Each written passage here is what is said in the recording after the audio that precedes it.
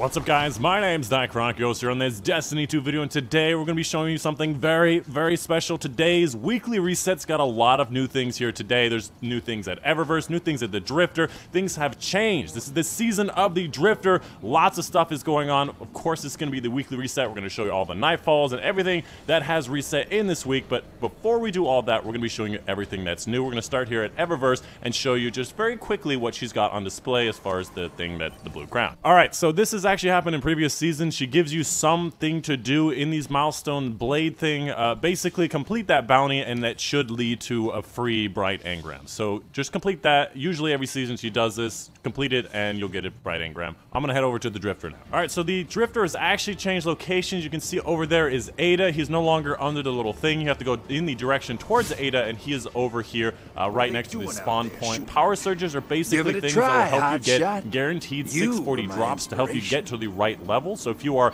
much below 600 or 640 or whatever it is, you need to complete these bounties at the very top to be able to get to 640. We did know about that. Those are going to be for the new armor set. So that's an Invader synth, and the next one is going to be a Reaper synth. The next one is going to be a Collector. I think these are the 3 or 4 different armor parts that you have to apply to the different armors. So you get new armors, you get to apply these to armors is the way it seems like. And at the very bottom is the standard list of all of the different bounties. Outside of that, he does have a new pinnacle weapon. If you want to go all the way over to the right side there, he does have a new pinnacle weapon which will give you the 21% delirium. So I don't know what that triumph is, but I assume it's going to be in the list of triumphs of how to do it. Alright, so if you go over to your triumphs page in Gambit, in career, in lifetime, all the way here at the top right, Notorious Hustle, basically you have to do these things, you know, multi-kills, or 5 or more, defeat primeval envoys, and reset your infamy rank.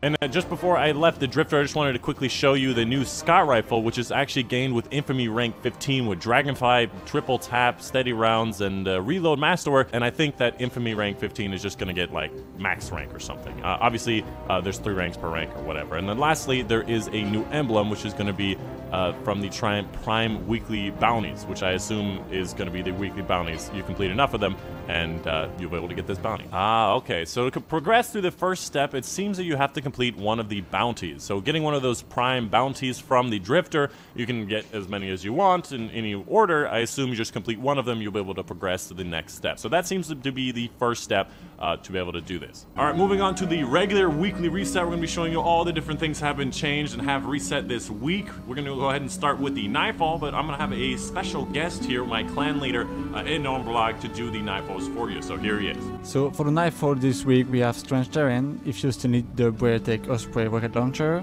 Savaton's Song, which has the Duty Bond auto rifle, and Wheel of the Thousands, which can drop you a Xol transmal effect.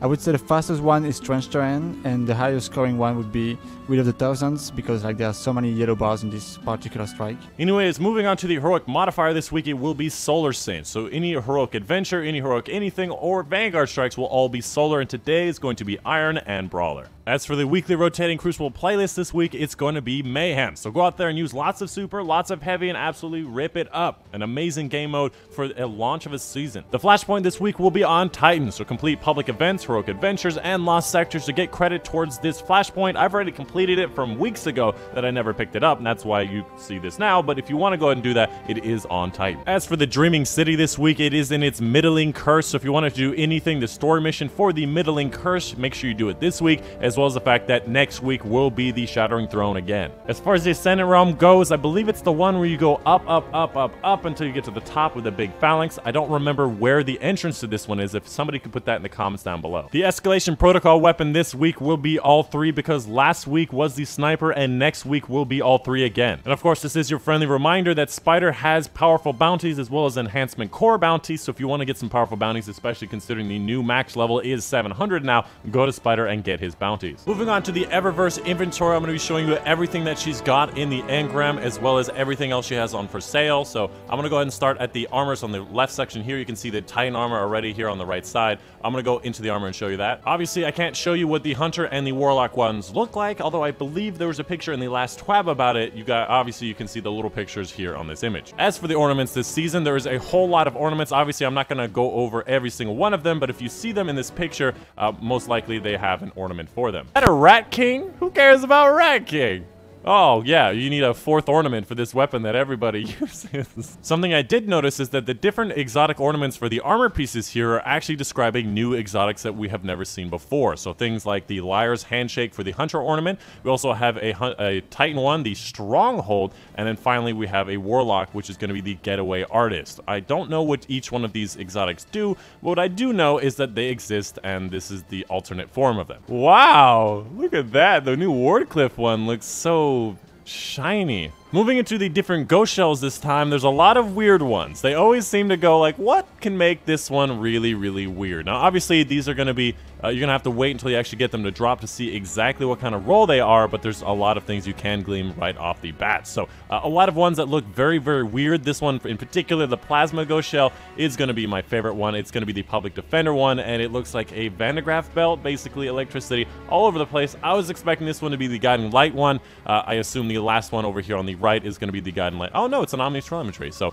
I have no idea where the Guiding Light one is, but this looks like literally a Sunshot? What? Alright, so they're running out of ideas. It's almost like Pokemon at this point. Oh, Schnozberry, we got a grooving emote. He's bobbing. He's head bobbing. Is this an infinite? Wow, this must be an infinite one. As for the emotes, there's a couple of different cool ones. Obviously, you have different things like the new seating emote. You have the new ones. We got a bunch of different ones. I'm not going to show you every single one of them, but there's obviously you can see exactly how they work from the picture. And then obviously there's a new multiplayer emote. If you wanted to do a respectful handshake, if you wanted to do, you know, this very violently shaking the other person's hand, you obviously can do that with other people. But outside of that, there's going to be pretty straightforward. As for these sparrows, there's not a lot of variety this time. There's obviously the different ones, but for the most part, they are pretty much the same type of look. This one is actually the one that I've been looking forward to. Kind of looks like Wings of Sacred Dawn in a sparrow, which is nice because the only thing that was really cool about that was the way they looked. Outside of that, it's not really that great of an exotic. So I'm looking forward to this sparrow. Outside of that, there's a couple of little weird ones in the middle section here that have a weird little swoop to them, but you know, this is the sparrows for this season. So if you wanted to drive like a dumpster, you have the opportunity to now get a dumpster ship in case you wanted to get one of these. And if you wanted to make it pink, you could also make it pink. Outside of that, the different options for ships you have are not really that varied outside of that. But obviously there are going to be new ones for you guys to get in case you were interested. The Threat Display ship does not seem like it's really different from like the Dreaming City ship. So if you don't have the Dreaming City ship, you now have an option to get it in the exotic form. As for these shaders, obviously the ones with the new sun-like emblem on the top left of them are going to be the new shaders available in the Eververse bundle. I'm just going to go ahead and show you the first one, the Bloody Tooth one, to see how it applies to the armor set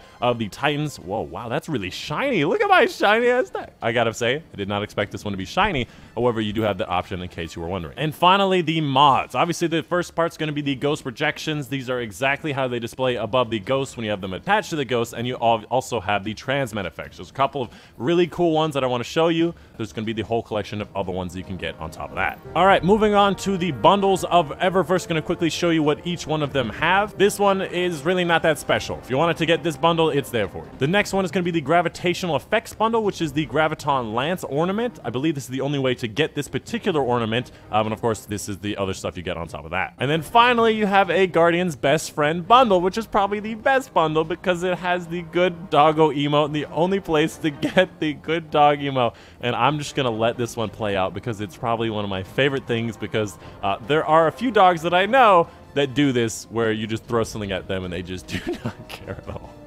So this is something I might be spending real money on. And that's the only way to get it, is to spend real money to get this bundle. Moving on to show you the inventory that Eververse has. I obviously am not going to go in and inspect every single one of them. I'm just going to be showing you the names across the top of each one of them. And if you wanted to get one of them, pause the video and see what it's called and what it's like. And of course, if you're interested, go to Eververse and pick one of those up.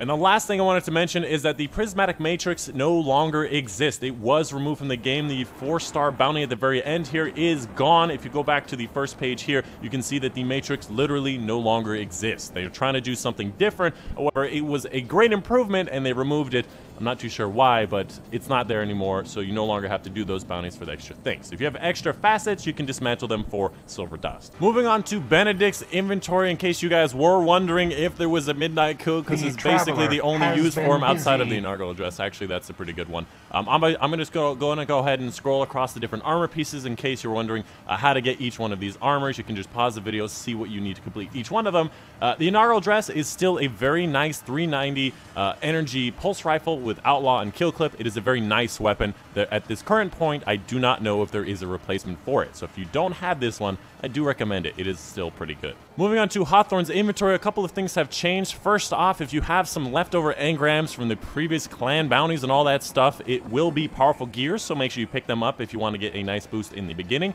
Outside of that, clan bounties have changed a bit. Obviously, they're going to be very similar, and the regular way you get clan XP is just going to be playing the game, playing with clan mates, and outside of that, you can get extra clan XP with these bounties. As for the weekly raid challenges, the Scourge of the Past one, to each their own, I believe is going to be boss fight, where each person has to shoot their own shield generator, and the summoning ritual for the Last Wish raid, which is going to be the Call League challenge. And finally, the last thing in the weekly reset is going to be Ada's inventory. I'm going to be showing you the different dailies in case you're interested in getting any of these dailies to get a powerful frame, to get some maybe extra little power boost, and then finally going to be showing you her weapon frames for the week. The first one is going to be the powerful auto rifle. That's going to be a Volander Forge. The second one is going to be a sword frame, which is going to be the Izanagi's Forge, and the last one is going to be the sniper rifle from, I believe, the Go Phantom Forge. And that is pretty much it. That is the weekly reset for you guys today. I'm going to hop in and do some of the Gambit stuff, the new Destiny DLC, the Season of the Drifter. I'm going to go head out and go ahead and do that.